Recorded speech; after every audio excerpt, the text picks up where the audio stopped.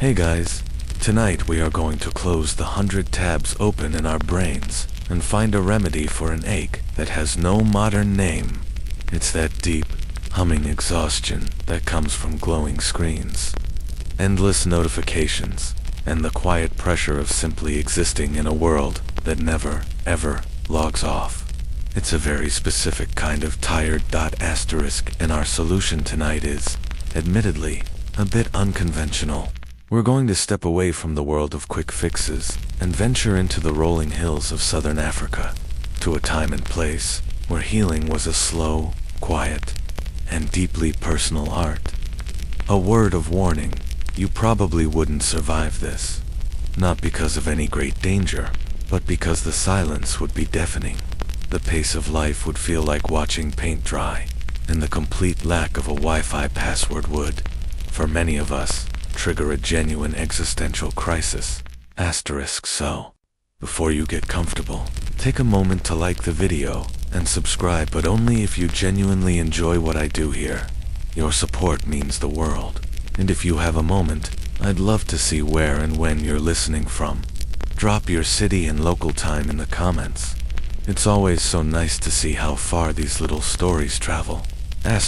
Now, dim the lights. Maybe turn on a fan for that soft background hum, and let's ease into tonight's journey together. The glow of the screen you've been staring at for hours has painted a faint, bluish tint on your face. You can feel it behind your eyes, a low-grade thrumming that mimics the vibration of the phone you just set down. It's not a headache, not really. It's more like the memory of a headache, a ghost of tension that lives permanently in your temples and the tight cords of your neck. Your posture has, over the years, gracefully molded itself into the shape of a question mark hunched over a laptop. It's the official stance of the modern era. You scroll through your mind, just as you scroll through a feed, looking for a solution, a hot bath. You've tried it. The water gets tepid too quickly, and you just end up thinking about emails, a meditation app. The soothing voice somehow makes you more aware of how spectacularly you're failing at clearing your mind. A weekend getaway. That just involves packing, traffic, and the dread of unpacking upon your return. No. The ache you feel is older than all of that. It's a kind of soul weariness, a disconnection from the simple, earthy rhythms that your body vaguely remembers but can no longer find. And in this state of quiet desperation, a strange and wonderful idea begins to form. It doesn't arrive like a thunderclap, but more like a whisper from a half-remembered book or a documentary you fell asleep to one night. The idea is this: what if the cure isn't something new, but something very, very old? What if the answer isn't in adding another app, but in taking everything away? The thought latches on. You imagine a place without concrete, without sirens, without the incessant, invisible hum of electricity, and your mind, sifting through its vast and cluttered archive, lands on an image: the green, rolling hills of KwaZulu-Natal in southern Africa. And with that image comes a word: inyanga, a traditional Zulu healer, an herbalist, someone whose entire practice is based on the quiet wisdom of the earth. This isn't a person who writes a prescription after a 5-minute chat. This is someone who understands that a tension headache might be linked to a worried mind, and a worried mind might be linked to a feeling of being untethered from your purpose. Zulu tradition has long held a holistic view of health, where the body, mind, and spirit are not separate entities to be treated in isolation, but a single, interconnected being. In fact, a widely accepted historical fact is the clear distinction between two types of healers. The inyanga, like the one you're imagining, is a master of plants and physical remedies, herbal medicine, or they learn through a long, intensive apprenticeship, often lasting years, memorizing hundreds of plants, their properties, and how to prepare them. They are the doctors and pharmacists of the traditional world. Then, there is the Ngoma, a diviner who was called upon by the ancestors. Their role is more spiritual, diagnosing ailments that stem from the unseen world, often through dreams and communication with ancestral spirits. But here's a little detail. Historians and anthropologists still gently debate. Where does one practice end and the other begin? In reality, the line was often beautifully blurred. An inyanga would certainly understand the spiritual side of healing, and an izangoma would possess a formidable knowledge of medicinal plants. You wonder if the modern need to categorize everything, to put everything in its own neat little box, is part of the problem you're feeling right now. Perhaps a true healer never really separated a bad back from a heavy heart.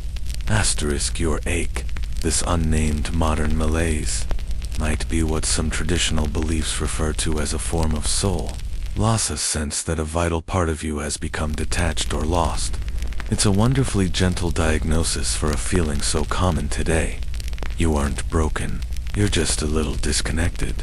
And the cure isn't a pill, it's a retrieval. A journey to find that missing piece. Asterisk, and so, you decide, right there, in the blue glow of your quiet room, you make a silent commitment. You're not booking a flight or packing a bag, not yet. You are simply turning your intention toward this idea. You're going to seek out the quiet wisdom of an inyanga. You're going to learn the gentle remedies for the everyday aches and worries that have settled so deep inside you. You close your eyes, and for the first time all day, you don't see a screen. You see rolling green hills. You smell damp earth after a brief rain. And you hear a quiet, rhythmic sound you can't yet place. The journey has already begun. The decision, once made, begins to pull you forward. It's a gentle but insistent current, drawing you out of the quiet, blue-lit room and into motion. The first part of the journey is a shedding of layers. You leave behind the city, watching its sharp, metallic skyline shrink in a rearview mirror until it's just a jagged line of static on the horizon. The 6-lane highways, humming with a frantic, river-like energy, eventually thin out into quiet country roads, flanked by sleepy, forgotten towns. The air itself begins to change. It loses its dry, air-conditioned crispness and becomes thick, warm, and heavy with the scent of damp soil and growing things. You feel it on your skin, a soft, humid blanket. Asterisk, you are heading inland, towards the heart of what was once the powerful Zulu kingdom. The landscape here is the main character. It's a character that has shaped history, hidden armies, and whispered secrets for centuries. This is KwaZulu-Natal, the place of the Zulu. And it unfolds before you, not as a flat map, but as an endless, rolling ocean of green hills. They rise and fall with a kind of rhythmic perfection, like the deep, slow breaths of a slumbering giant. There are no straight lines here. The roads wind and curve, hugging the contours of the land with a deference that modern engineering has long forgotten. It's a journey that forces you to slow down, to surrender to the pace the earth has set. Asterisk, you pass sparse clusters of acacia trees, their flat tops making them look like elegant, skeletal umbrellas against the vast, blue sky. Herds of cattle, lean and graceful with their formidable horns, stand by the roadside, watching you pass with a look of profound and ancient indifference. They are the true kings of this domain, their presence a living link to a culture where wealth was measured not in currency, but in livestock. Here's a well-known fact. For the Zulu people, cattle weren't, still are the ultimate symbol of status. A bridge to the ancestors through sacrifice, and the centerpiece of social contracts like the lobola, or bride price. To see them scattered across the hills isn't just seeing farm animals. It's seeing the living, breathing currency of a kingdom. Asterisk, the car window is down, and the sounds are a symphony of unfamiliar peace. The drone of your engine is the only modern intrusion. Outside, there's the chirping of insects you can't name, the distant lowing of a cow, and the rustle of the wind through the tall, feathery grass. It feels like the world has been turned down to a gentle hum. A humorous thought crosses your mind. If you were to get a flat tire out here, Your roadside assistance app would simply return a spinning wheel of doom for all eternity. There is no one to call. There is only you, the cows, and the endless, rolling hills. The thought isn't frightening though. It's liberating. Asterisk, as you drive deeper, you notice the paths.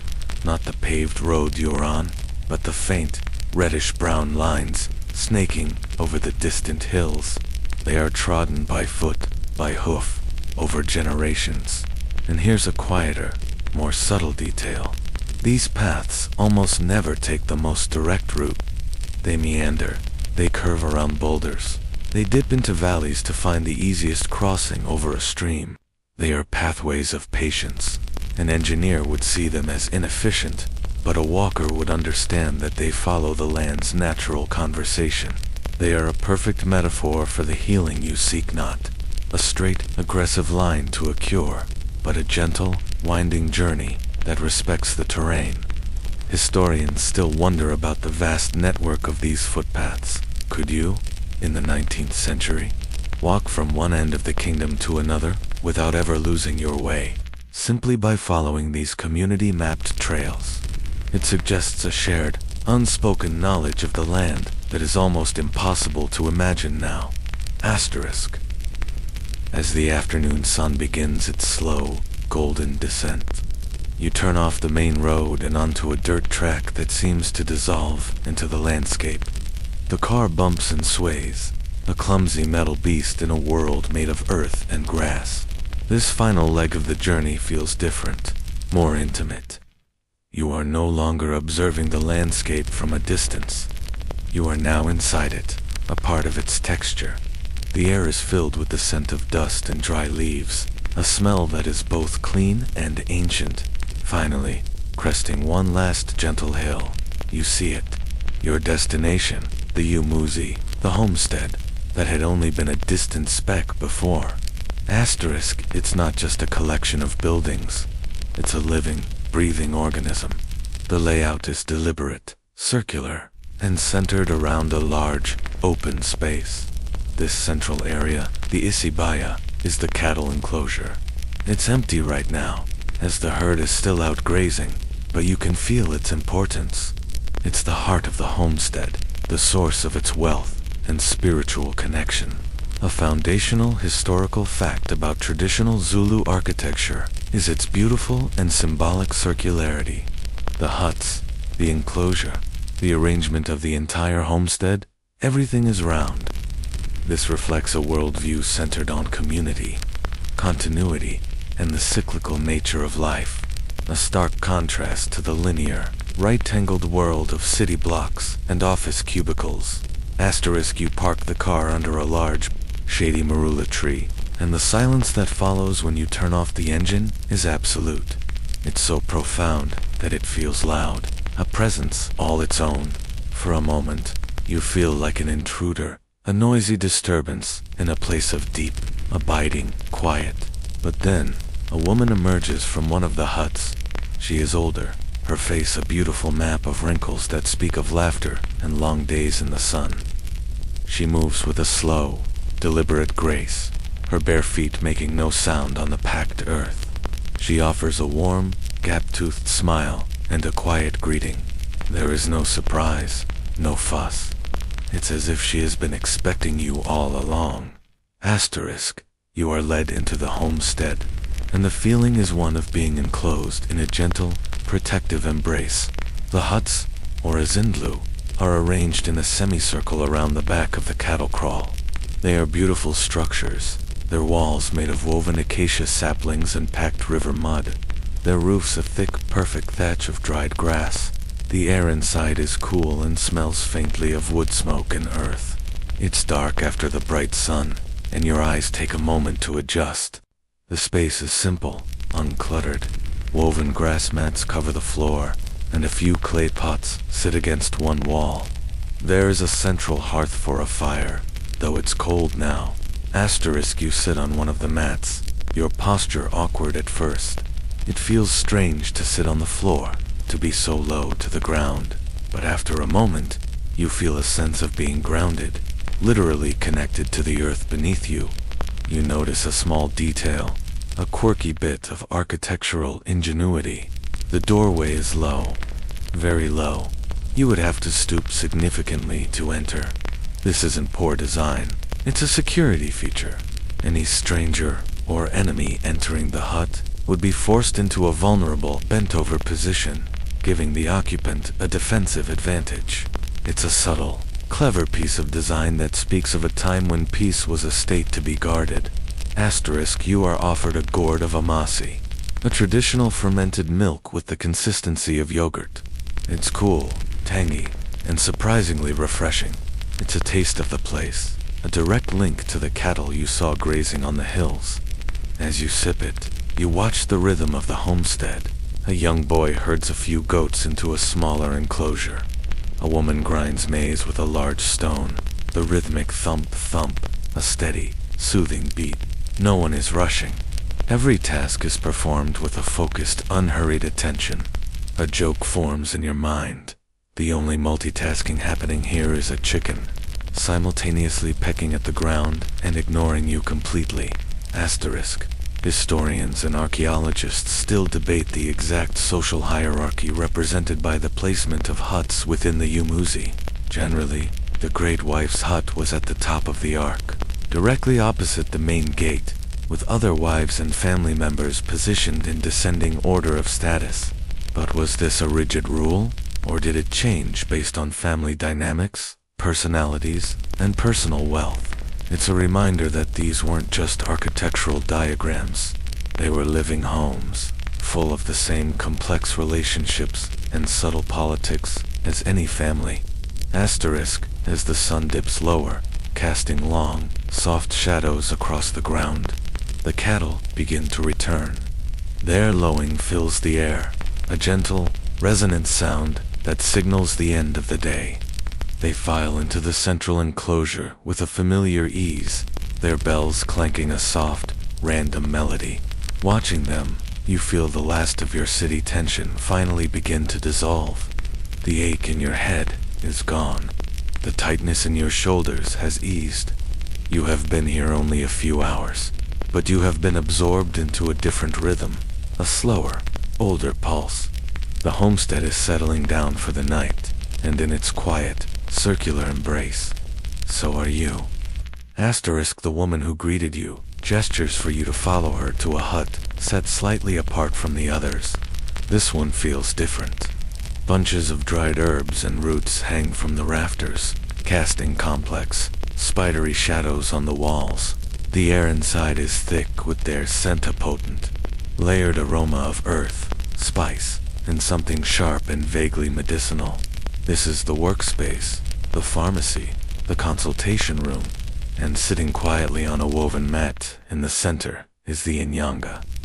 Asterisk, you had perhaps been expecting someone dramatic, an imposing figure of great age and theatrical presence. But the person before you is disarmingly ordinary.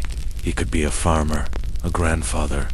He is lean and wiry, his hands strong and calloused, but his movements are gentle. His face is calm, and his eyes are what you notice most. They are deeply observant, but not in a judgmental way. He looks at you with a kind of quiet, patient curiosity, as if he is reading a long and interesting story. He doesn't speak at first, simply gestures for you to sit opposite him. Asterisk, the silence stretches, but it isn't awkward. It's a comfortable, weighted silence. In the world you just left, silence is a vacuum, an empty space that people rush to fill with small talk. Here, it is a tool. It's an opportunity for observation, for stillness, for whatever is noisy inside you to finally settle.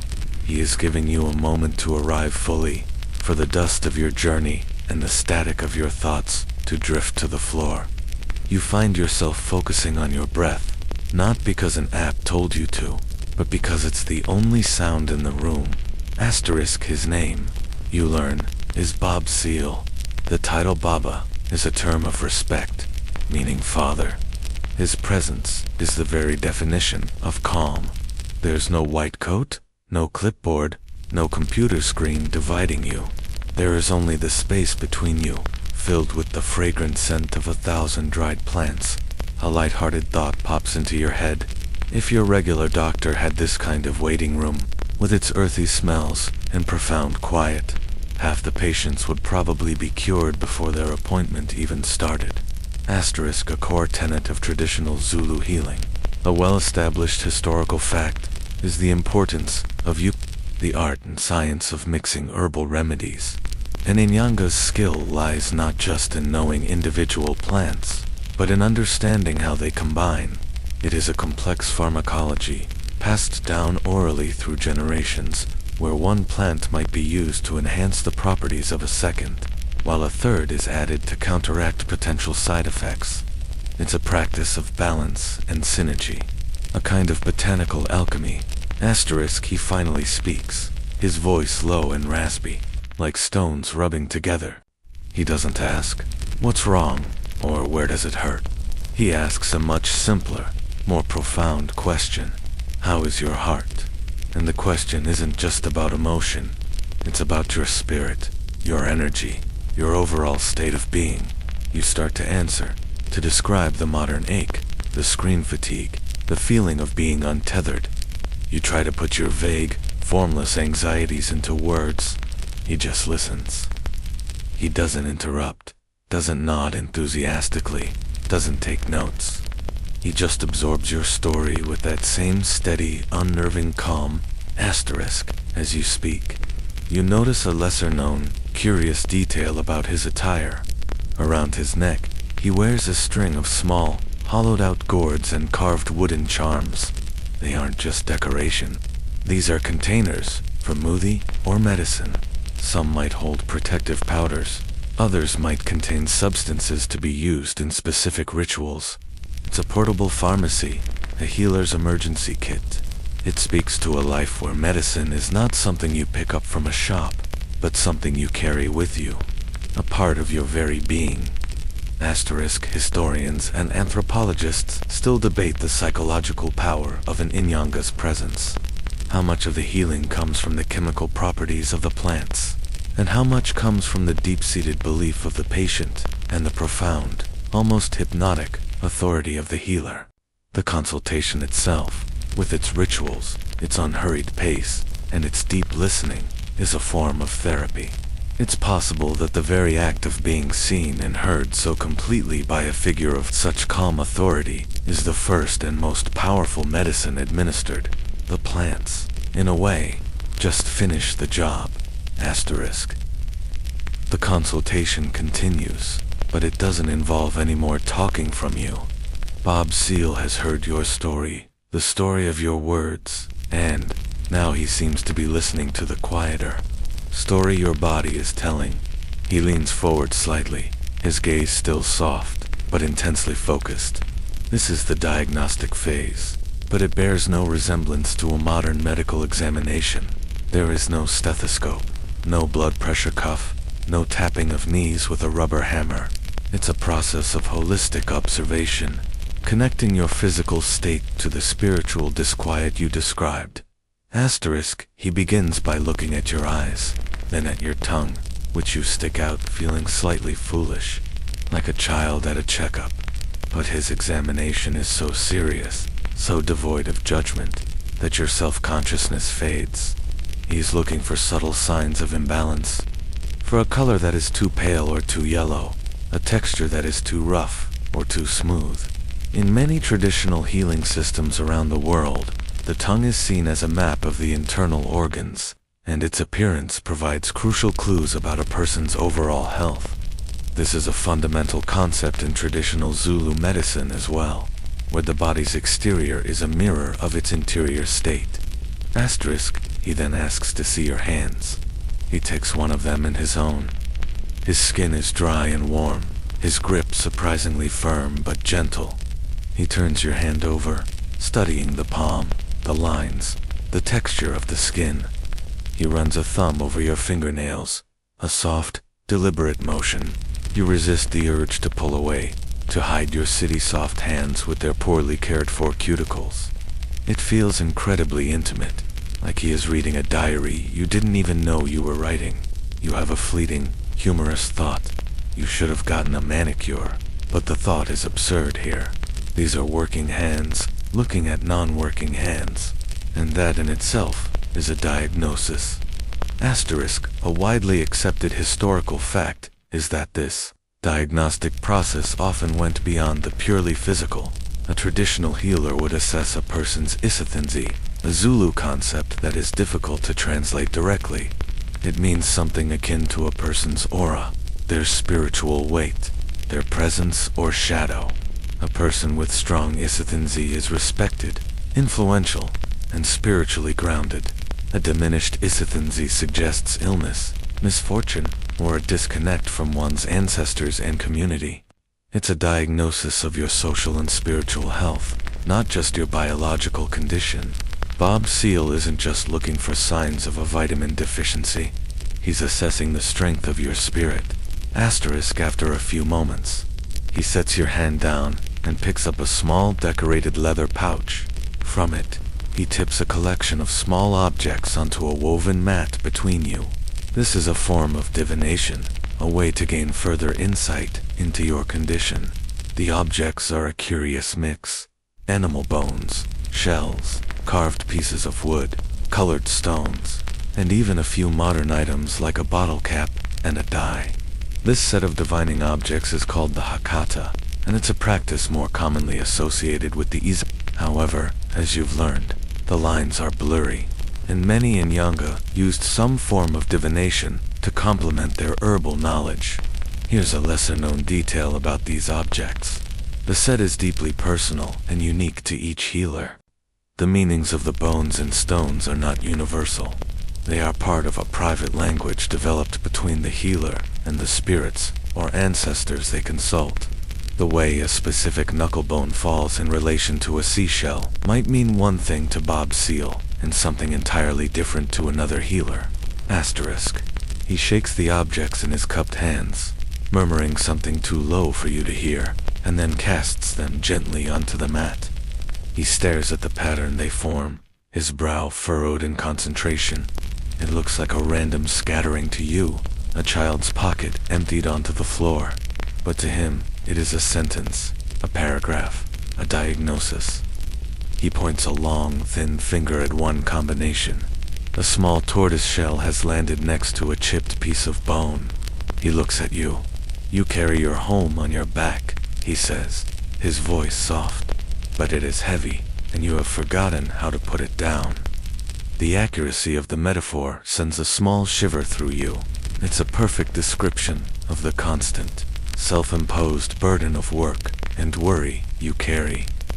Asterisk, historians still puzzle over the mechanics of this practice. Is it a cold reading, where the healer makes shrewd psychological guesses based on the patient's appearance and story?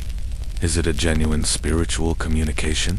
Or is it something in between, a therapeutic tool that uses random patterns to unlock the healer's own intuition and the patient's subconscious? The answer likely depends on who you ask, but for you, in this moment, the how doesn't matter. The result is a feeling of being profoundly understood. Asterisk, he doesn't explain the other bones. He seems to have found the root of the issue. The physical aches, the mental fatigues, they are all symptoms of this heavy shell you carry. The diagnosis is complete, and it has been made with very few words. It came from your eyes, your tongue, your hands, and a scattering of old bones and stones. It feels more accurate and more complete than any medical chart you've ever seen. The problem isn't a deficiency of serotonin, it's a surplus of shell. Asterisk, now that the diagnosis is settled, the treatment can begin. But Bob Seal doesn't immediately reach for the hanging herbs or start mixing a potion. First, he explains the philosophy, the healing.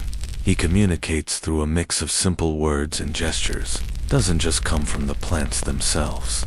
It comes from their spirit, their umoya. Every plant has a purpose, a personality, a specific energy. To use a plant without understanding and respecting its spirit is like shouting orders at a wise elder. It's rude, and it won't get you very far. Asterisk, he believes that the plants are a gift from the ancestors and the Creator, placed on the earth to help their children. This worldview is a foundational part of traditional Zulu belief, a well-documented fact that underpins all of their medicine. The physical world is not separate from the spiritual world. They are deeply interwoven. A leaf isn't just a collection of cells and chlorophyll. It's a vessel of ancestral knowledge and healing power. To prepare a remedy is to enter into a conversation with the plant world, and by extension, with the spiritual realm. Asterisk, he gets up and walks over to the bunches of dried herbs hanging from the rafters. He touches one of them, a bundle of long, silvery leaves, with a reverence that is striking. He explains that this is imfefo, a plant of immense spiritual significance. It's often burned as a sacred incense to cleanse a space and to call upon the ancestors. Its fragrant smoke acting as a bridge between the physical and spiritual worlds. It is the telephone to the other side. He says that before any healing can be effective, the mind and the spirit must be cleared, and imfefo is the key. You imagine it as the spiritual equivalent of restarting your computer, clearing the cache, closing the unnecessary background programs, and allowing for a fresh, clean start. Asterisk, he then points to another bundle. This one with small woody stems and tiny leaves. This, he tells you, is for courage. Not the courage to fight a lion, he clarifies with a slight smile, but the courage to face your own thoughts. Another plant is for calming a noisy heart. Another is for encouraging peaceful dreams. He speaks of them as if they are old friends, each with a distinct talent and a role to play. It's a beautifully poetic pharmacology. You're not just treating a headache. You're inviting the spirit of a plant that sings a quiet song into your body. Asterisk, here, you learn a quirky, lesser-known detail about the collection of these plants. A healer doesn't just go out and grab what they need. There are rules, protocols. Some plants can only be harvested at dawn, when the dew is still on their leaves, as this is believed to be when their healing energy is at its peak. Others must be gathered at dusk. Some require the healer to approach in silence, while for others, a prayer or a song must be sung to the plant, asking for its permission before a piece of it is taken. A small offering, like a pinch of tobacco or a simple word of thanks, is often left in its place. It's a system of deep reciprocity, a sustainable practice that ensures the plant will continue to thrive and offer its gifts. A healer would never take the whole plant, only what is needed. It makes your habit of tossing a half-dead basil plant from the supermarket into the bin feel almost sacrilegious. Asterisk.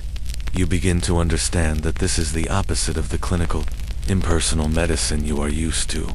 You don't just consume the remedy. You are participating in a relationship. The plant is not an inert substance. It is an active partner in your healing. This deep ecological and spiritual connection is something modern science is only just beginning to appreciate. With studies on the psychological benefits of forest bathing and the measurable effects of nature on stress levels. Bob Seale's ancestors, however, have known this for centuries. Asterisk, asterisk.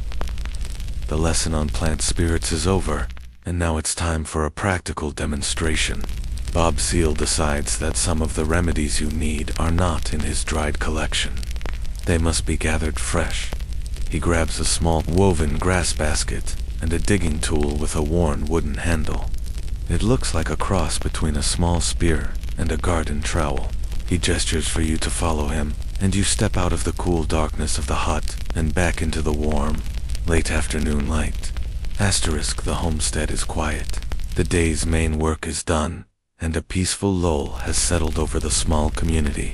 You walk out of the Umazid past the now full cattle enclosure where the cows are chewing their cud with a rhythmic, meditative slowness. You follow Bob Seale, not on a main path, but on one of those barely there trails. A faint line of reddish earth winding through the tall, golden grass. He moves with an easy, ground-covering stride, his bare feet seeming to know every stone and root. You, in your city soft shoes, feel clumsy and loud, stepping on dry twigs that crack like gunshots in the profound silence. Asterisk, the air is alive with the gentle, humming sound of insects, and the breeze carries the sweet, hay-like scent of the sun-baked grass. You are heading towards a small stream that trickles at the bottom of the valley, its path marked by a line of darker, more vibrant green vegetation. This is where the life-giving water allows different kinds of plants to thrive. It is a natural pharmacy, a strip of abundance in the dry landscape. Asterisk, as you walk, Bob Seal occasionally stops. He doesn't say anything, just points with his chin towards a small, unassuming plant. He might brush its leaves with his fingers, or crouch down to examine its roots. He is scanning, reading the landscape with an expertise that is astounding. It's as if he has a secret filter on his eyes that highlights the important plants, while everything else fades into a soft, green background. You find yourself trying to see what he sees, but it's all just a jumble of leaves to you. A funny thought crosses your mind. This is the original, and most important, pop-up ad. A little green notification telling you, this one can help with a troubled sleep. Asterisk, a well-documented historical fact is the sheer biodiversity utilized in traditional Zulu medicine. Studies have identified over 700 species of plants used for healing. This is an encyclopedic knowledge of botany, honed over centuries of trial, error, and careful observation. And Inyanga was a master ecologist, understanding not just the plants themselves, but also their habitats, their growing seasons, and how they interacted with the environment. Asterisk, you reach the stream, which is more of a gentle trickle, the water flowing clearly over smooth gray stones. Here, the plant life is lusher. Ferns unfurl in the damp shade of the riverbank, and thick-leafed plants cluster near the water's edge. Bob Seal immediately spots what he's looking for. He kneels beside a plant with broad, velvety leaves. He murmurs a few quiet words, a soft request to the plant spirit. Then, with his digging tool, he carefully loosens the soil around its base. He doesn't just rip it out of the ground. He works with a surgeon's precision, taking only a small portion of the root and leaving the main plant intact and healthy. This is the principle of sustainable harvesting in action. It's a lesser-known, but crucial detail of the practice.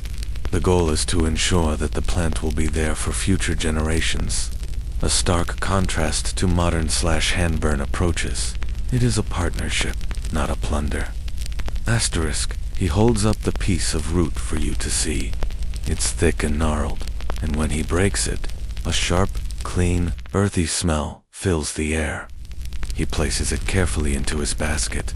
A little further on, he gathers a handful of leaves from a low-growing shrub, his fingers plucking them with a quick, practiced efficiency. He crushes one between his thumb and forefinger and holds it to your nose. It has a bright, almost citrusy scent. This, he indicates with a gesture towards his head, is for clearing a cloudy mind. Asterisk, the whole process is slow and peaceful. It's a walking meditation. The focus is entirely on the task at hand, on the feel of the earth, the smell of the plants, the sound of the stream. Your own inner monologue, the one that usually runs a constant stream of worries and to-do lists, has fallen silent. It has been replaced by a simple, profound curiosity about the green world around you. Asterisk. Historians and archaeologists still debate the origins of this knowledge. How is the medicinal use of a specific root or leaf first discovered? Was it through observing animals, watching what they ate when they were sick? The Sand People, the region's original inhabitants, were master trackers and observers of animal behavior, and much of their knowledge was likely absorbed by the migrating Zulu. Or was it through painstaking, and sometimes dangerous, trial and error over countless generations? Or, as the healers themselves maintain, was the knowledge a gift, whispered to them by the ancestors in dreams? Perhaps it was a combination of all three: experimentation and spiritual intuition, all working together. Asterisk, you watch as Bob Seal adds a few more items to his basket: a strip of bark from a specific tree, a handful of small, bitter berries, The basket is not full, but it contains a carefully curated selection of remedies. It is a prescription gathered from the earth. As you turn to walk back to the homestead, the sun is touching the tops of the hills, bathing the entire landscape in a soft honey-colored light. The walk back feels different. You are no longer clumsy. You feel more present, more aware of where you place your feet. You are carrying nothing but the memory of the clean, earthy smells and the image of a wise man talking quietly to a plant. And you realize this walk, this gentle act of gathering, was as much a part of the remedy as the roots in the basket. Back in the dim, fragrant quiet of the inyanga's hut. Bob Seal carefully empties the basket onto a clean woven mat. The fresh cuttings, still damp and vibrant from the riverside, look like jewels against the dried grass. Their combined scent is potent and complex, a mix of sharp greenness, damp earth, and bitter spice. He sorts through them, his hands moving with practiced familiarity. He then picks up one of the items you gathered, a lumpy, potato-like tuber, and holds it up for you to inspect. This, he communicates with a gravity that tells you it's important, is one of the cornerstones of his medicinal toolkit. It's known in English as the African potato, or inon in Zulu. Despite its name, it's not a potato at all, but the corm of a beautiful flowering plant from the lily family. You'll recall seeing the plant's star-shaped yellow flowers growing in sunny patches on the walk. A wry thought enters your mind. It's a classic case of botanical catfishing. It looks like a lily on top, but it's all business down below.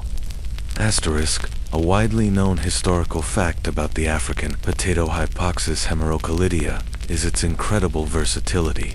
It's a true multi-tool in the inyanga's arsenal. For centuries, it has been used as a powerful anti-inflammatory, making it a primary remedy for arthritis, muscle pain, and other aches. It's also been used to treat urinary tract infections, to soothe burns and wounds when applied as a poultice, and as a general immune system booster.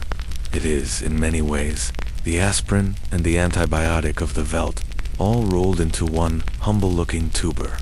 Its reputation is so strong that it has become one of the most studied and commercialized traditional medicines in South Africa. Today, Bob Seal takes a knife, a simple, utilitarian blade, and slices off a piece of the tuber. The flesh inside is a startlingly bright, almost fluorescent yellow. He explains that this color is the sign of its power. He scrapes a small amount of the raw flesh onto his finger and gestures for you to taste it. You hesitate for a second, then comply. The taste is intensely bitter, with an earthy, medicinal aftertaste that coats your entire mouth. It's not pleasant, but it tastes potent, like something that means business. You can almost feel its anti-inflammatory properties just from the assertive flavor. Now for a lesser-known and somewhat quirky detail about this powerful plant. Despite its widespread use, there was a traditional protocol. The African potato was generally not to be consumed raw in large quantities, and it was often prepared in very specific ways to mitigate its harshness and enhance its efficacy. One method involved burying the corm in hot ash from a fire, which would slow cook it, apparently making its compounds more digestible and potent. Another involved drying it and grinding it into a fine powder to be mixed with other herbs or fats. There's an ongoing debate among ethnobotanists. Were these preparations purely to improve the taste and reduce stomach upset? Or did early healers understand on an intuitive level that heat and other ingredients could chemically alter the plant's compounds, making them more bioavailable? It suggests a sophisticated early form of pharmaceutical preparation. Bob Seal isn't going to cook it today. He indicates that for your specific ache, the tension you hold in your body, it will be used externally. He places the piece of African potato on a large, flat grinding stone that sits in the corner of the hut. The stone is smooth and worn into a shallow basin from what must be generations of use. It is a silent witness to countless moments of healing. You watch as he prepares to combine it with the other ingredients you gathered. He holds up the citrus-scented leaves, the ones for a cloudy mind, and places them next to the tuber. He then adds a strip of the bark, which he explains is from a type of willow tree. You feel a jolt of recognition. The work of transforming the raw ingredients into a usable remedy begins, and it is a process of slow, rhythmic, and meditative labor. Bob Seal kneels before the large, flat grinding stone.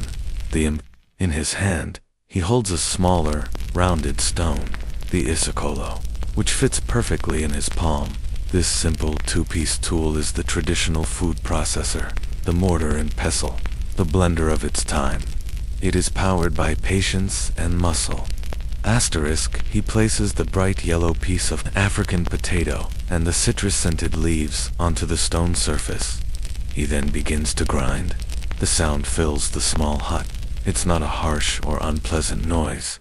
It's a deep, grainy, rhythmic shushing sound. Shush, shush, shush.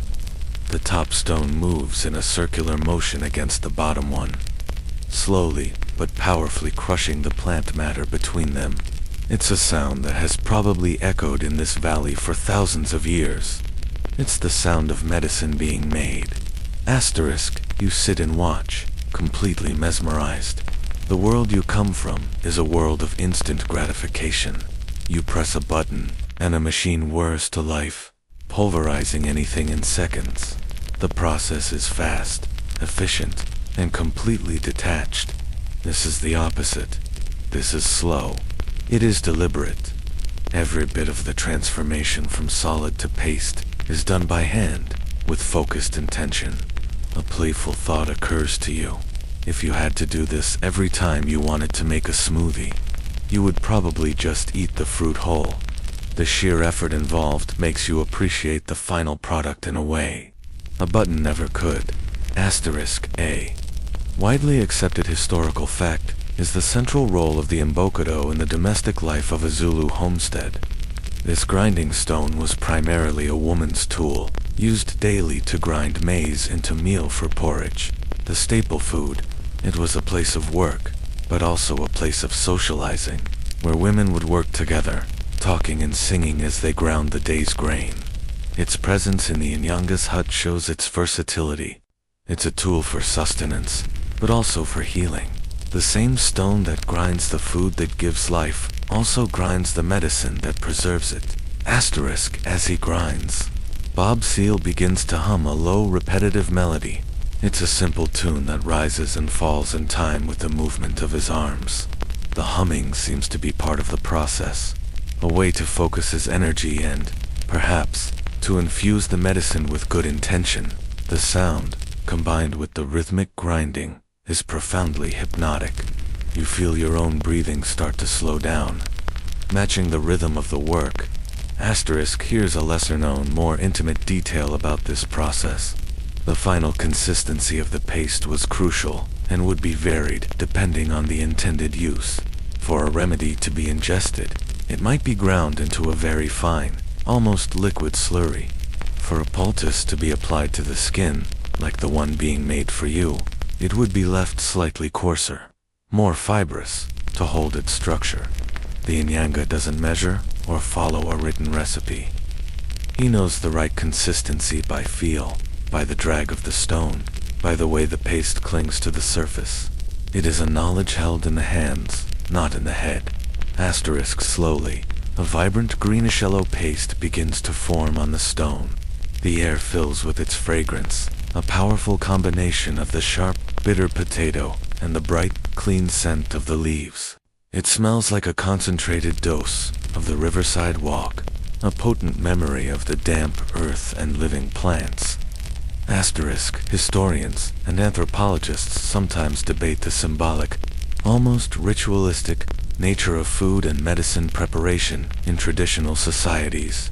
Was the slow, laborious grinding simply a necessity of the available technology, or was it also a form of sympathetic magic? By slowly and deliberately breaking down the strong, fibrous plants, was the healer also symbolically breaking down the patient's illness?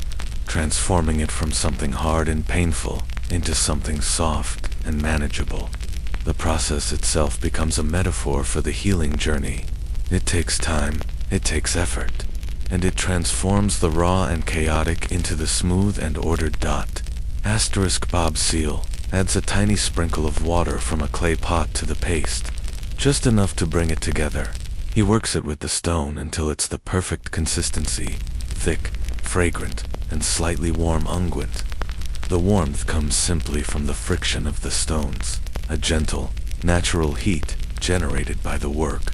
He scrapes the paste from the stone with his fingers, forming it into a small, neat pile. The remedy is ready.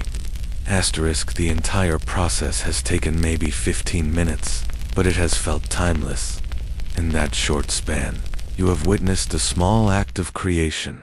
Raw, living nature has been transformed by ancient tools and focused human intention into a potent substance for healing. The sound of the grinding stops, and the silence that returns to the hut feels deeper, more profound than before. It's a silence filled with the scent of the freshly made medicine and the quiet satisfaction of work done well. You look at the small pile of green paste, and it seems to pulse with a gentle energy, a testament to the slow, quiet, and powerful magic of the grinding stone. The fragrant green paste is ready, and it's time to apply the remedy. Bob Seal gestures for you to lie down on a soft grass mat. As you settle onto your back, the earthy smell of the woven fibers rises up to meet you. You stare up at the intricate pattern of the thatched roof, the complex weave of wood and grass creating a beautiful, hypnotic mandala above you. The light in the hut is dim and hazy, filtering through the single low doorway and the gaps in the thatch. It's a peaceful, womb-like environment. He takes a large, smooth, waxy leaf one you don't recognize and expertly spreads the freshly ground paste onto it. The leaf will act as a natural bandage, holding the poultice in place and preventing it from drying out too quickly. This use of leaves as natural wrappers for cooking and medicine is a common practice across many cultures, a simple and ingenious piece of ancient technology. It is nature providing not just the medicine, but the packaging as well. He kneels beside you, the leaf poultice in his hand. He waits a moment, his presence calm and reassuring. Then, very gently, he places it on your forehead, covering your temples. The poultice is not hot, but it carries the warmth generated from the grinding stones. It's a pleasant, deep, and penetrating warmth that immediately begins to seep into your skin. It feels like a warm, heavy hand being placed gently on your brow. The effect is instantaneous. The tension you habitually carry in your forehead, the muscle clench that furrows your brow even when you sleep, begins to release. It's as if the warmth is melting a knot of ice that has been lodged there for years. The sharp citrusy scent of the leaves fills your senses, a clean and clarifying aroma that seems to cut through the mental fog. A slightly absurd thought drifts through your mind. It's like the world's most organic and effective headache balm, applied with the seriousness of a sacred rite. A widely documented historical fact about Zulu healing is the use of which are medicinal plasters, or poultices, for a vast range of ailments. They were used to draw out infection from wounds, to soothe muscular aches and sprains, and, as in your case, to relieve headaches and fevers. The application of medicine directly to the skin is a highly effective delivery system, allowing the plant's chemical compounds to be absorbed directly into the bloodstream in the affected area. As you lie there, feeling the tension drain from your face, Bob Seal begins to gently massage your neck and shoulders. His hands are strong and sure, his touch firm but not painful. He doesn't perform a vigorous, deep tissue massage. It's a slow, rhythmic kneading, working on the tight cords of muscle that connect your head to your body. These are the muscles that have been shortened and strained by years of hunching over a desk, of holding your phone up to your face, of carrying the physical burden of stress. His touch is not just mechanical, it feels intuitive. as if his fingers can sense exactly where the knots of tension are hiding. Asterisk, here's a lesser-known, more intimate detail of this kind of bodywork. In many traditional healing systems, the physical touch of the healer is considered a vital part of the treatment. The act of touching is an act of transferring energy, of offering comfort and reassurance. It is a nonverbal communication that says, you are being cared for, you are safe. In a world where so much of our interaction is digital and disembodied, the simple, direct, and compassionate touch of another human being is a powerful medicine in its own right. It's a language the body understands immediately. Asterisk. The combination of the warm poultice on your temples and the steady massage on your neck is profoundly relaxing. Your mind, which is usually racing, begins to slow down. The endless loops of thought, the replays of conversations, the lists of future tasks, they all start to fade into the background, replaced by pure sensation. The warmth on your skin, the clean scent in your nose, the firm pressure of his hands. You are being pulled out of your head and into your body. Asterisk. Historians and medical anthropologists often discuss the concept of the placebo effect, but in a context like this, the term feels inadequate, almost dismissive. What is happening to you is not just in your mind.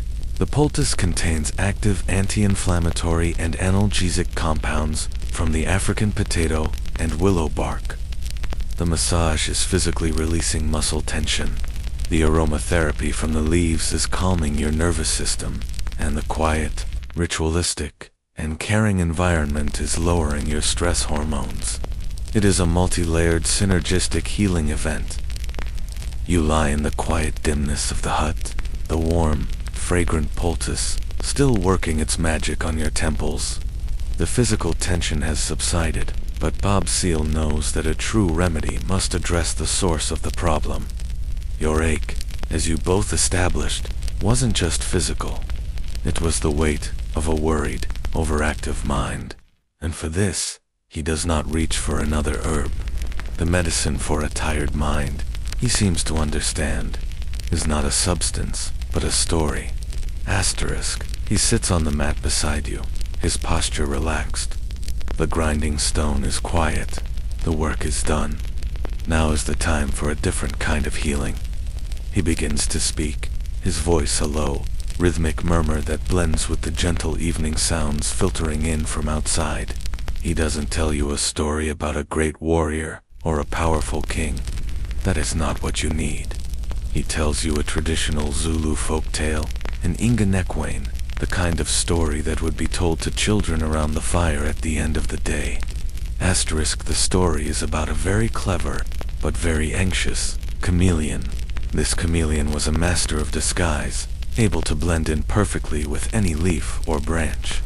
But he was so worried about being seen by the hawk that circled the sky, that he spent all his time changing colors, frantically trying to be invisible. He changed from green to brown, from brown to gray, from gray to green again. He was so busy reacting to the shadow of the hawk that he never had a moment's peace. He grew thin and tired, his colors became dull, and he never had time to just sit and enjoy the sunshine or taste a sweet berry. Asterisk. The use of folktales and parables as a form of moral and psychological guidance is a well-documented historical fact in Zulu culture, as it is in many others. These stories were the primary vehicles for transmitting values, social norms, and wisdom. They were not just entertainment. They were educational tools, a gentle and indirect way of offering advice and perspective. By telling you a story about a chameleon, Bob Seal isn't patronizing you. He is using a time-honored therapeutic technique. He is giving you a metaphor through which to understand your own anxiety. Asterisk. He continues the story. One day, a slow old tortoise came by. The tortoise saw the chameleon flickering through his colors, his eyes wide with panic. The tortoise watched for a long time, chewing slowly on a hibiscus flower. Finally, he spoke. "Why are you in such a hurry?" the tortoise asked. "You are making the leaves tired just by looking at you." The chameleon, breathless, explained that he had to keep changing, because the hawk was always watching. The tortoise blinked his ancient eyes. The hawk is always watching, he agreed. That is the hawk's job. Your job, the tortoise said, pulling his head slightly into his shell, is to be a chameleon. Not to be an invisible chameleon, or a frightened chameleon. Just a chameleon. Asterisk, you can't help but smile in the dim light. It's a simple, almost childish story, yet it lands with a surprising weight. You are the chameleon. The hawk is the endless stream of emails, the deadlines, the social pressures, the notifications. You have been spending all of your energy reacting to the shadow of the hawk, frantically changing your colors to meet every demand, to ward off every potential threat. You've been so busy trying to be the perfect, invisible, productive chameleon that you've forgotten how to just be. Asterisk, here's a less known, more nuanced detail about these. They often have a formulaic opening, something like KwaZulu-Natal, which loosely translates to once upon a time. It happened that, ...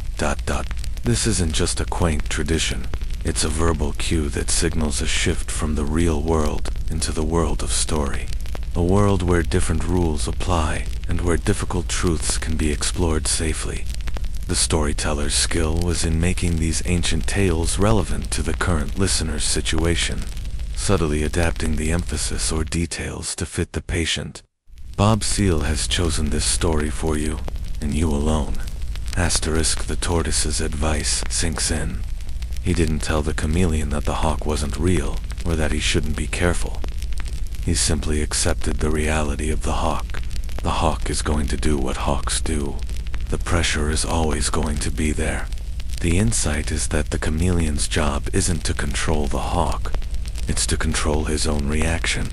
His job is to be a chameleon, to enjoy the sun, to eat the berry.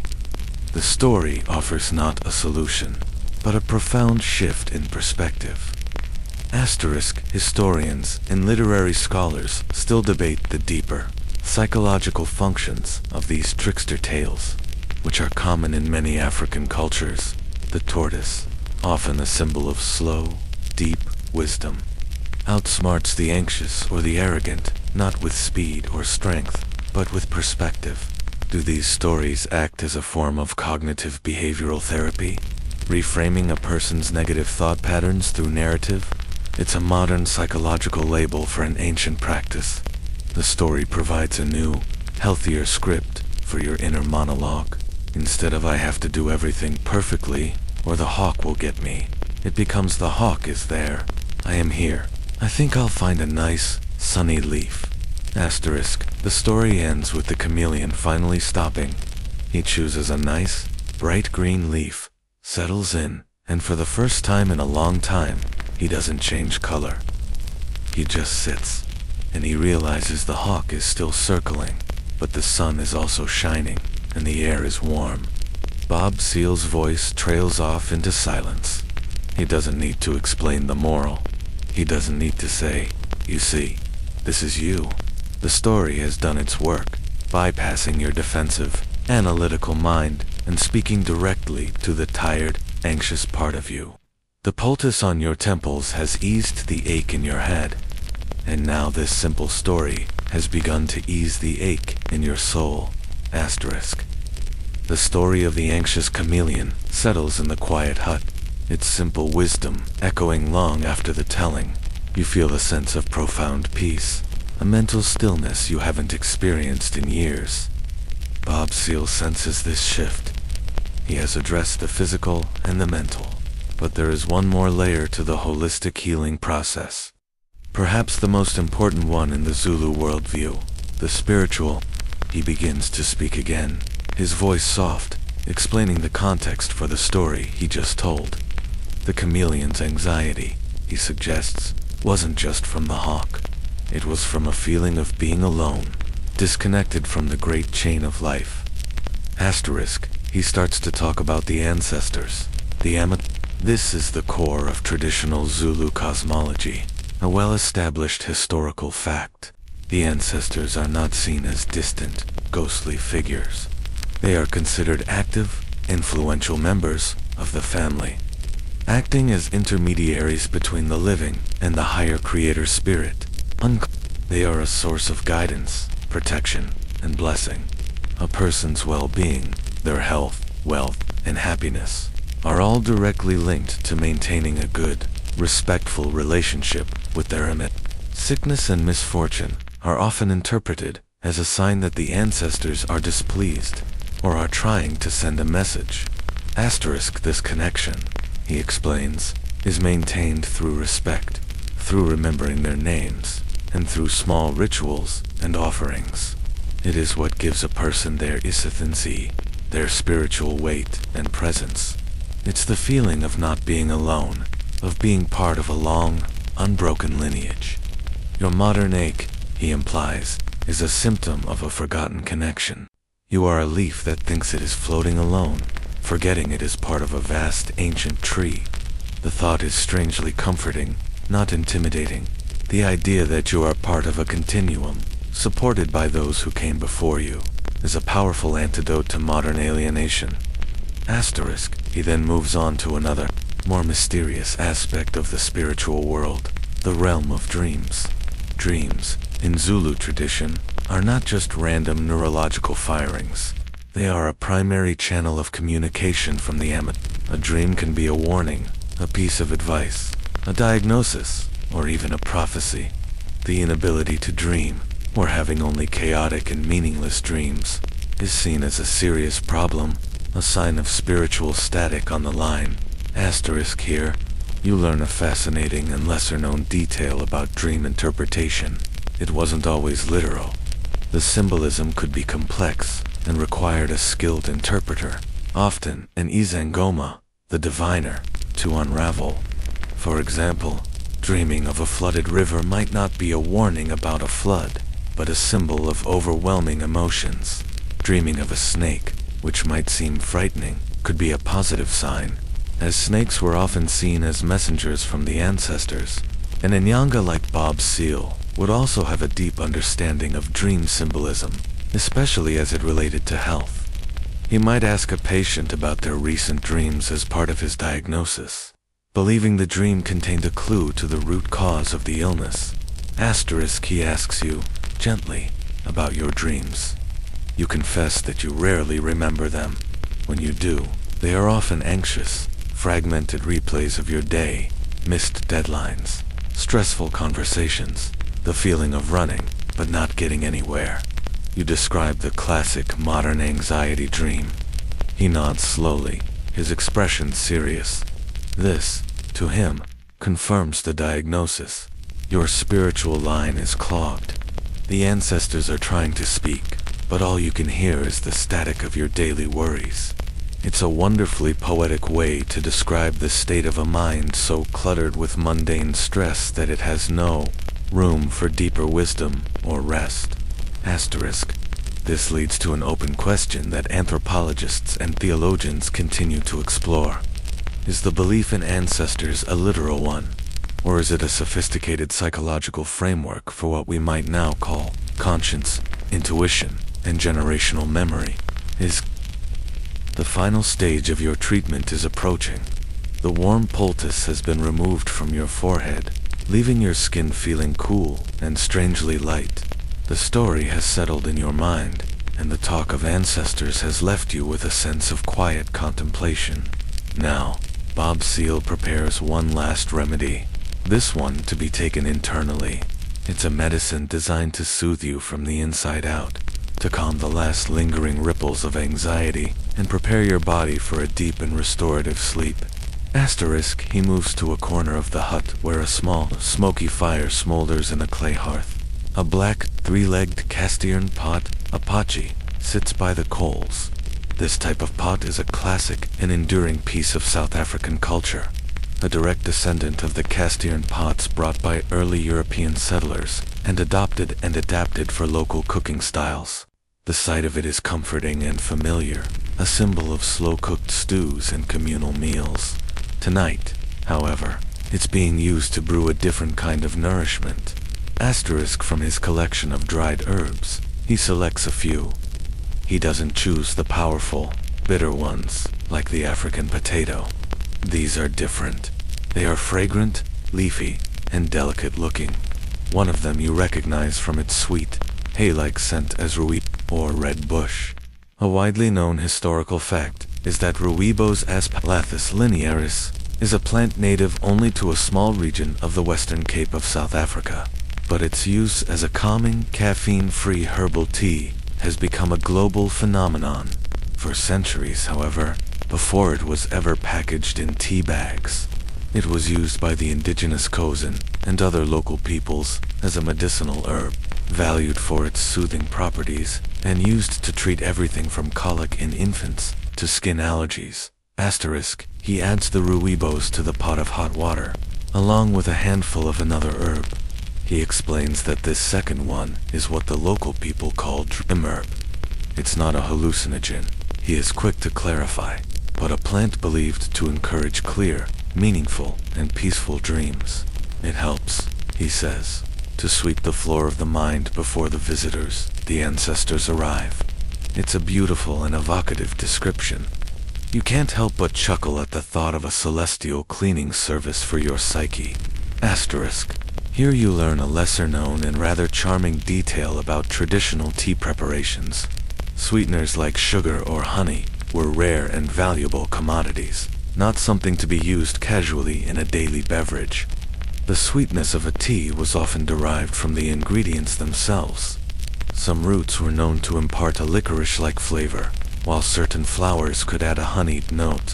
The palate was accustomed to the complex, often bitter or earthy flavors of the plants themselves.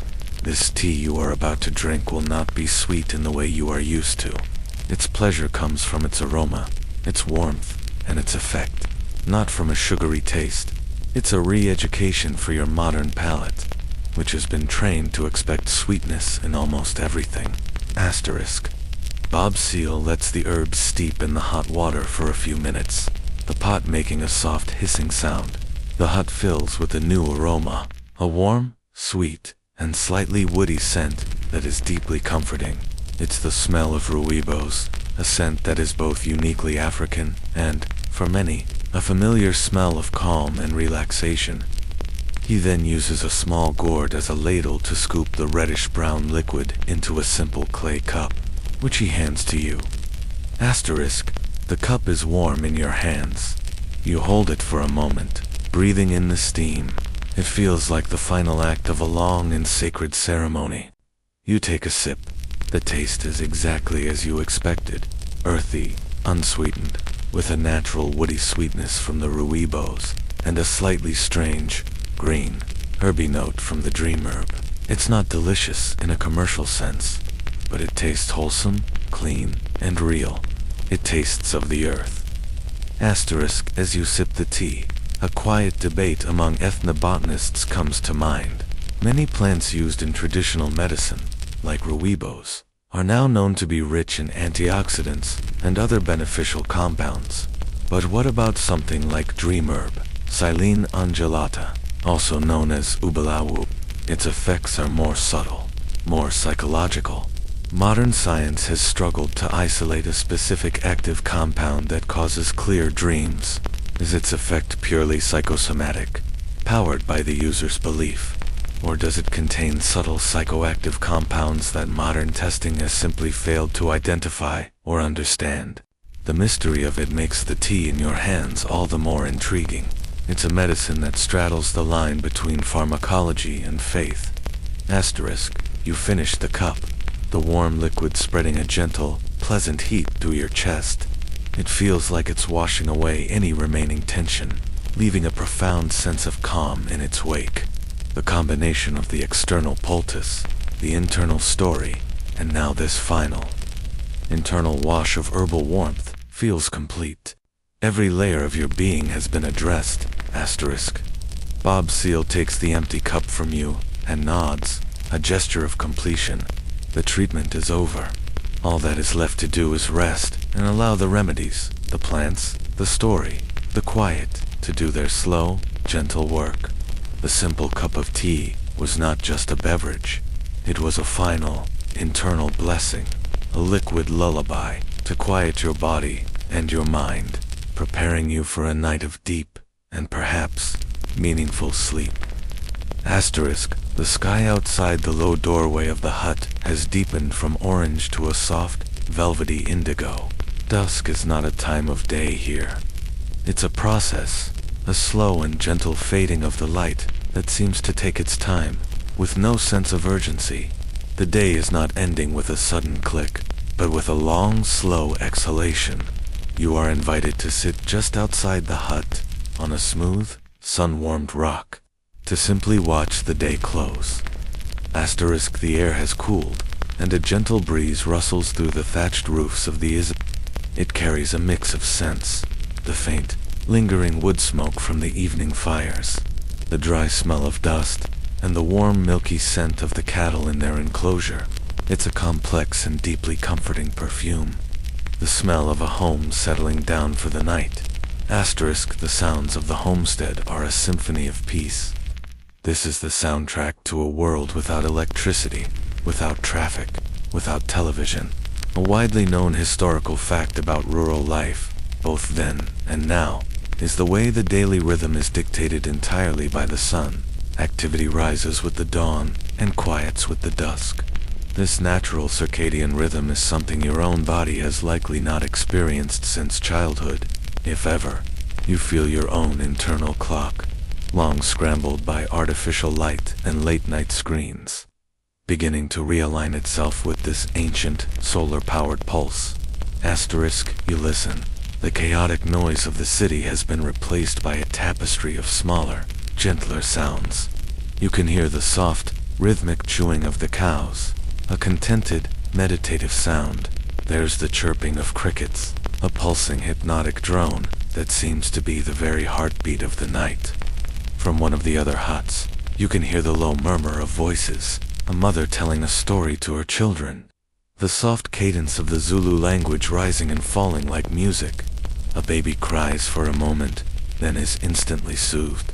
A dog barks once, a sharp sound that is quickly followed by silence. Asterisk, a funny thought occurs to you. This is the original ambient sound machine, the one people now pay a subscription for. African night sounds for sleep and relaxation. Here, it's just ... night. It needs no label, no marketing. It is simply the sound of a world at peace. Asterisk, as you sit there, you notice a lesser-known but beautiful detail of the homestead's evening routine. A young girl comes out of a hut and begins to sweep the packed earth courtyard with a handmade grass broom. She is not cleaning up a big mess. She is simply tidying the space, her sweeping motions slow and graceful in the fading light. It's a ritual of closure, of putting the day to bed. It's an act of respect for the communal space, a quiet declaration that the work is done and it is time for rest.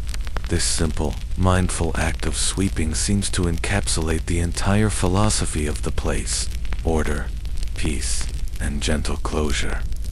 Asterisk, you feel a profound sense of stillness settle over you, a peace that is not empty but full. Your body is relaxed from the poultice and the tea. Your mind is quiet from the story and the silence. You are not bored. You are not waiting for something to happen. You are simply present, a quiet observer of the day's end.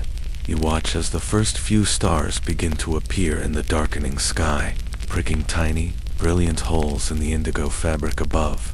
Asterisk, there is an ongoing, gentle debate among social historians about the concept of leisure in pre-industrial societies.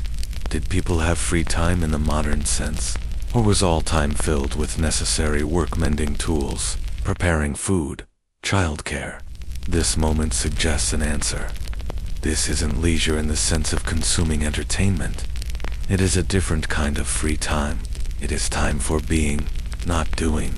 It is time for sitting, for observing, for connecting with family and community, for simply existing in the quiet moments between the day's labor and the night's rest. It is a richer, deeper kind of leisure than simply scrolling through a feed. Asterisk, the last sliver of light disappears from the horizon, and the darkness becomes complete. But it's not a frightening darkness. The sky is now a vast, glittering canopy, so thick with stars that it seems almost solid.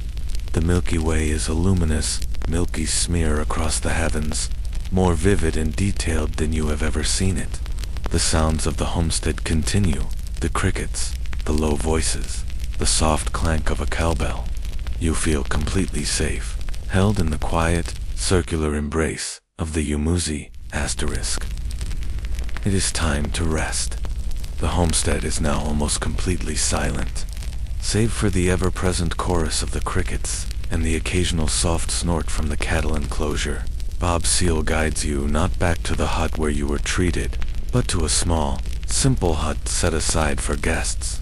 Inside, a thick, comfortable bed of grass mats and soft animal skins has been prepared for you. The air is cool and smells of clean earth and thatch.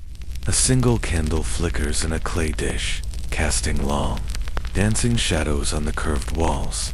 Asterisk, you lie down, and the feeling of the natural fibers beneath you is grounding. It's a world away from the synthetic uniformity of a modern mattress. This bed feels alive, as if it is breathing with you. Through the low, open doorway, you have a perfect, unobstructed view of the night sky. There is no need to close a door or a window. The night is not something to be shut out. It is a gentle, welcome presence. Asterisk, you lie there, gazing out at the cosmos. The poultice, the story, the tea, the evening sounds, they have all done their work. Your body feels heavy, relaxed, and ready for sleep. Your mind, for the first time in memory, is not a frantic storm of thoughts, but a calm, clear lake. The story of the anxious chameleon comes back to you, and you smile in the dark. You are on your leaf, and the hawk is just a distant speck in a very large, very beautiful sky. Asterisk, this journey, you reflect, has been a return to the senses. You have been soothed by touch, by scent, by taste, and by sound. It has been a systematic unplugging from the disembodied, digital world and a replugging into the real, physical one. A well-established fact of modern neuroscience is that overstimulation of the mind, combined with understimulation of the body's other senses, is a primary driver of stress and anxiety. Your treatment here has been a perfect reversal of that imbalance. Asterisk, you think about the promise of the dream herb and the instruction to listen for your ancestors. You close your eyes. You don't try to force anything. You don't strain to hear a mystical voice. Following Bob Seal's advice, you simply create a quiet space. You acknowledge the long line of people who came before you, the countless generations whose lives made yours possible. You don't know their names or their stories, but you feel their presence as a quiet, strengthening force, a deep root anchoring you to the earth. Asterisk, a lesser known, more poetic detail from Zulu tradition is the idea that the stars are the campfires of the ancestors, watching over their sleeping children. As you look out at the diamond-dusted sky, the thought is incredibly comforting. You are not alone in the dark. You are being watched over by a million tiny, distant fires, a celestial homestead stretching to infinity. It's a powerful and beautiful image that reframes the vast, cold emptiness of space into a cozy, familial gathering. Asterisk, your journey to find a remedy for a modern ache has led you here, to this simple hut, under this immense sky. The healer's wisdom was not about a single magic plant or a secret incantation. It was about a process. It was about slowing down, listening, and reconnecting to the earth, to community, to a story, and ultimately, to yourself. The gentle remedies were not just the herbs, but the entire experience. The walk by the river, the sound of the grinding stone, the warmth of the poultice, the taste of the tea, the quiet observation of the dusk. Asterisk, a final, open question lingers in your mind as you drift on the edge of sleep. Is this ancient wisdom fading, or is it simply waiting to be rediscovered? In a world that is moving ever faster, a world of artificial intelligence and virtual realities, Will there still be a place for the slow, quiet, human to human, human to earth, healing that you have just experienced? Or will that need become even more profound? The remedies of the inyanga becoming not a relic of the past, but a vital prescription for the future. Asterisk, your breathing is slow and deep. The line between waking and dreaming begins to blur. The last sound you are aware of is the gentle, rhythmic pulse of the crickets. A sound that has now become a part of your own heartbeat. You feel yourself sinking into a deep, peaceful, and dream-filled sleep, held safely in the quiet heart of the rolling hills. Your journey is complete. You have returned, not to a place, but to a state of being. You are restored, not by magic, but by the simple, profound, and gentle remedies of the earth and its people.